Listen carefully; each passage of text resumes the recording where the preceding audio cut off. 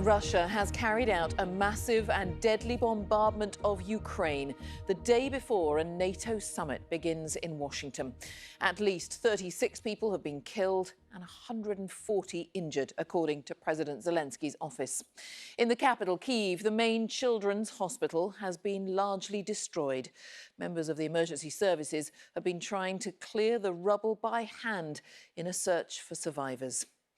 Well, today, 5 cities across the country were attacked. Russia has denied targeting civilian infrastructure, insisting the strikes had been aimed at military facilities.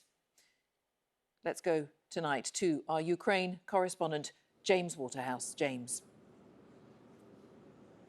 This is an attack which stands out. It has been condemned by the United Nations and the new UK government, and Ukraine has promised to retaliate, but we don't yet know what that could mean. But this, as I say, is going to be seared in the memory of many Ukrainians. But there's also a hope here that some of Ukraine's allies, NATO members, might look at what happened today and want to speed up Ukraine's accession to the alliance. But that still remains a distant prospect. A warning that our report contains images that some of you might find distressing.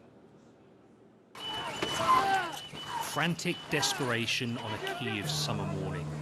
People help with their bare hands at Ukraine's largest children's hospital. Even for a war-hardened city, this was a missile strike which broke the grueling rhythm of Russia's invasion. Some of the young patients were being treated for cancer, already fighting for their lives. They illustrate how these attacks don't discriminate. We were in the middle of surgery when the windows got shattered. The surgeon quickly covered the baby to save him. I want the world to stop this. These children are innocent. Tatiana had a near miss. We got here 5 minutes before it all started. Then, the search for survivors stops for another missile alert. An underpass acts as a shelter this time. Residential buildings were also hit in Kyiv. Here, bodies were recovered. Other cities were also attacked. On a visit to neighbouring Poland, President Zelensky promised a retaliation. Beyond any doubt, we are going to rebuild everything that these terrorists have destroyed. And beyond any doubt, we are going to respond to these savages from Russia. Everybody who was injured will get the necessary help, and we pledge to work on bringing Russia to justice. Ukrainians often describe a daily weight on their shoulders. Sirens sound in cities like Kyiv all the time, and occasionally explosions will follow, and occasionally it's a big one. Now, you can see people singing as they're giving out water. Attacks like this don't really influence the battlefield, but what they are designed to do is terrorize and suppress the Ukrainian people. For a second time, rescue teams have to find cover because of another air alert. Only on this occasion, they sing the Ukrainian national anthem underground. A dark day for a city still defiant. James Waterhouse, BBC News, Kyiv. Well, as we said, these attacks have come on the eve of a NATO summit, which is due to focus on the war in Ukraine. We'll talk in a moment to our defence correspondent, Jonathan Beale, because he's in Washington for that summit. First, though, let's head to our Russia editor, Steve Rosenberg. And, Steve, there has been international condemnation of Russia. What reaction are you hearing? What are people saying in Moscow? Well, the Russian military today said what it normally says: we do not target civilians. We did target military industrial sites and air bases. And as for the destruction in Kyiv, it blamed that on a Ukrainian air defense missile. Now, Ukraine insists that it found remnants of a Russian cruise missile. Now, what has the Russian president been saying about these devastating attacks? Absolutely nothing in public. I mean, earlier this afternoon, Russian television showed Vladimir Putin marking what is known here as the Day of Russian Family and Love. And then his guest arrived, the Prime Minister of India.